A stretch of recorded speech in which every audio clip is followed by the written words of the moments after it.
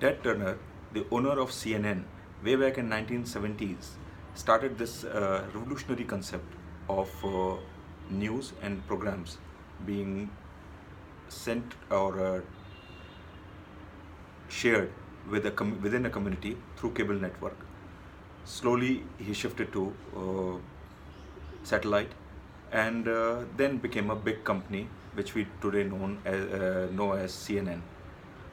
On his desk at that when he used to be the owner of CNN, he had a huge desk, and on the desk he had a small plaque kept in a very strategic location where people who came to meet him could look at it, and it had a very pithy line on it: lead, follow, or get out of the way.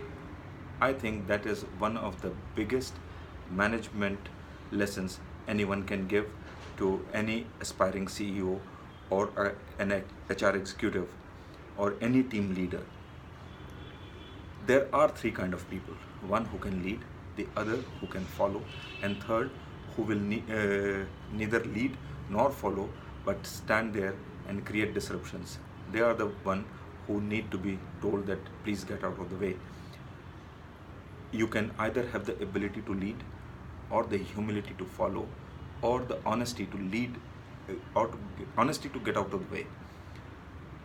What happens is, in most of the company, people who don't have the ability are put in the leadership position.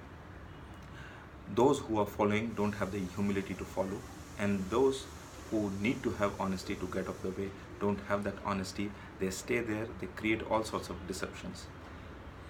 This gives an HR executive an opportunity to start scanning the company workforce for people who have the natural ability to lead. Now, there can be n number of arguments saying that leadership quality is something which can be developed in anyone and everyone, and most of the management gurus, most of the psychologists and teachers, they say that leadership qualities can be developed in a person. Yes, they can, up to a point, but not beyond a point. You need to have some inbuilt traits to be a leader. Okay, this point is moot, that whether it is leadership quality is inbuilt or it can be developed. We can keep debating it till kingdom come. But from the company's perspective, they don't have that kind of bandwidth as far as time is concerned to treat their employees and train their employees for an inordinate length of time to see some kind of improvement in their leadership abilities. So they have to start looking for people very early to find some signs of leadership quality in them. They may be good workers, they may have good people's skills, and they can handle pressure in a better manner than the rest. And these are the people who can be groomed to become leaders. Then they should also work towards developing a protocol within the company, a communication protocol as well as interactive protocol within the company, where people who have to follow in the end will have to have some degree of humility to follow their leader. There will be people who have leadership abilities, but they don't have any inclination or aspiration to become leaders. They are happy being where they are, and these are the people who can be taught to be humble, to be there and keep working with the leader in enhancing the leader's ability as well as doing their work properly. Then comes the third and the most critical factor, the critical segment of the team. This segment is those, it will have those people who are neither leaders nor followers. They are just there. They can go either way. This segment needs to be tapped into. They should be given an honest hearing about what are the things that make them the way they are. They will be the disruptors, they will be the shirkers, they will be slack workers, they will be the ones who will be gossiping and bitching about. So you have to talk to them, figure out what are their problems, whether they are genuine or not, whether they can be addressed within the confines of the company, within the resources of the company, within the parameters set by the company.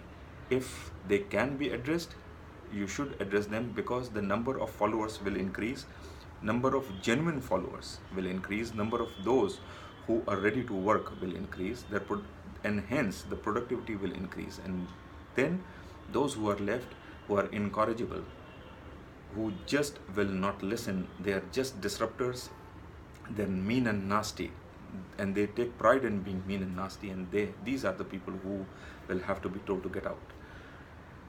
If companies can start working on their workforce, which can be divided into these three divisions of leaders, followers, and those who are the mischief mongers, and the strategies, rules and regulations, and the list of rewards and punishment are clearly defined and are implemented without fear and favor, this alone will increase the productivity of a company, as well as increase the integrity of a company. Even if people are asked to go, they may have some grudge or the other, but in the longer run, they will thank you for that. That's the way for the companies to go about in managing their own workforce. This way, you will have good leaders, and this way you will have good workers who are good followers too. The mischief makers, their number will go down.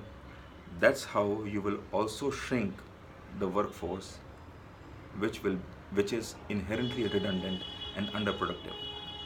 I think that's the way to go about it.